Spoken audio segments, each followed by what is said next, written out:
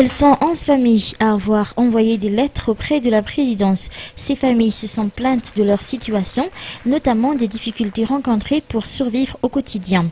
Après vérification, il s'avère qu'elles ont réellement besoin d'aide pour au moins alléger leurs problèmes. Le président Al-Razouil leur a promis ce jour que des fonds leur seront alloués à partir de maintenant. Pour cette famille de 3 personnes, les problèmes ont par exemple commencé lorsque leur maison Siza à Nousbi a été détruite au cours d'un incendie. La mère de famille y a été brûlée avec son fils aîné qui a laissé sa vie.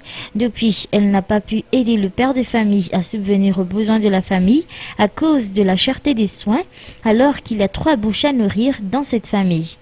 Le père de famille étant aussi au chômage, les problèmes sont loin d'être terminés pour eux.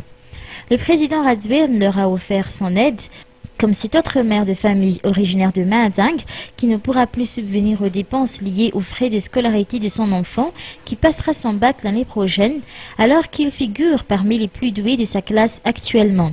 Ou encore ce citoyen qui avoue avoir été victime d'une injustice ou plus précisément son frère qui a été gravement blessé dans un accident. Les responsables n'ont pas voulu prendre en charge les frais d'hospitalisation qui coûtent très cher.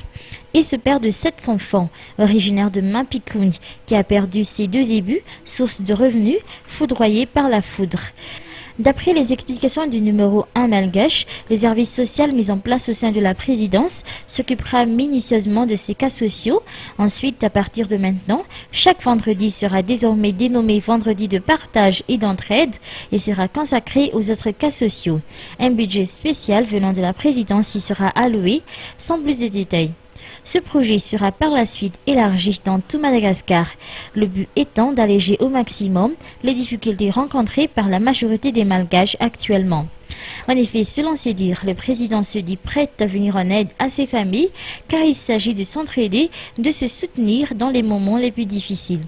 Ces heureux bénéficiaires n'ont pas manqué de remercier le président de la HAT d'avoir répondu à leurs lettres. Une bouffée d'air donc pour ces familles nécessiteuses minées par la difficulté de la vie.